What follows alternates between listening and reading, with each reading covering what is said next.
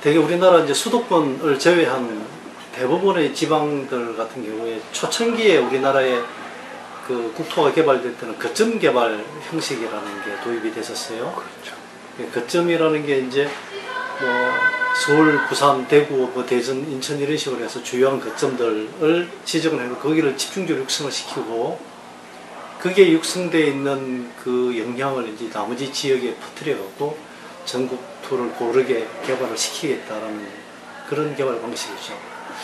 근데 이제 그 개발 방식이 사실은 좀 지금 문제가 많이 생기는 이유가 지금 이제 실패로 이제 돌아가 있는 상태인데 뭐 그 지역은 일단은 이 발전을 했는데 그 지역이 발전하면서 오히려 그 주변 지역에 있는 뭐 노동력이라든지 자원 같은 걸 이렇게 흡수하는 그런 역할들을 많이 해요. 그렇죠. 그래서 어쨌든 그런 상태에서 여주 같은 경우도 뭐 지금까지 이야기했던 것들 보면 뭐 수도권이긴 하지만 상수원 보호구역이라는 거 하고 그와 관련되어 있는 많은 규제들 때문에 발전이 안 됐다라고 하는 이제 푸념들 계속 그런 것만 있는 거죠. 그리고 이제 요구하는 것들 보면 그런 규제를 풀어달라. 그 다음에 뭐 다른 지역에 가는 다른 지역처럼 도로를 확장해 달라.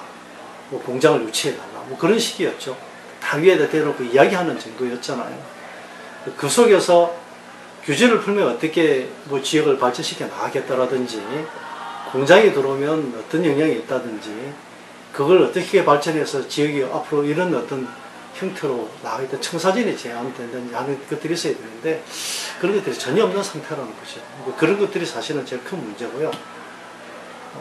그런 상태에서 본다면 여주역 같은 경우도 사실은 지금까지 해왔던 중앙에서 내려주는 정책적인 기회 중에 하나일 뿐이죠. 그죠? 근데 그 기회를 뭐 여주 전체의 발전을 위해서 어떻게 활용한다든지 여주역이 들어와서 어떤 영향이 있을 건지에 대한 어떤 검토 같은 게 없는 상태로 그냥 들어와 버리면 지금까지 있었던 우리 개발 방식의 형식과 똑같이 빨대 효과에 의해서 여기 있는 것들이 많이 흡수될 수밖에 없는 상태예요. 여주 같은 경우는 사실은 농업하고 도자기가 가장 주된 산업이거든요. 산업으로 보면.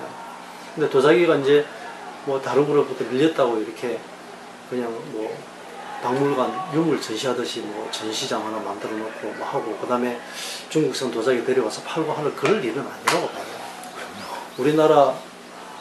우리나라만의 특히 이제 여주 지역이면 지역만의 어떤 특징이 있는 도자기를 개발을 하고 그걸 상품화 시키고 그걸로 지역의 어떤 전체적인 정체성이 이렇게 결정이 되는 작업이 필요하다고 생각하는데 그런 관점에서 본다면 하리시장 같은데 여주 도심이지 않습니까? 네. 도심에서 여주에서 가장 중요한 뭐 농업을 우리가 끌어안고 있을 수는 없으니까 도자기 산업 같은 걸 의도적으로 육성할 만도 하죠.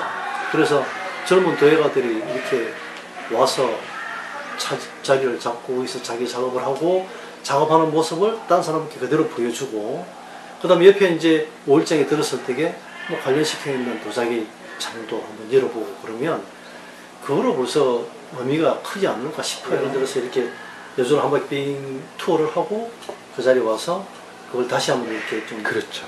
뭐 회상할 수 있는 뭐 장치가 있다든지 아니면 이제 영상을 보면서 또 좋은 감흥을 가지고 올 수 있게끔 한다든지 아니면 내렸을 때 여주에 왔을 때 여주에 있는 그런 부분을 이렇게 보여줄 수 있는 부분이 있어서 네.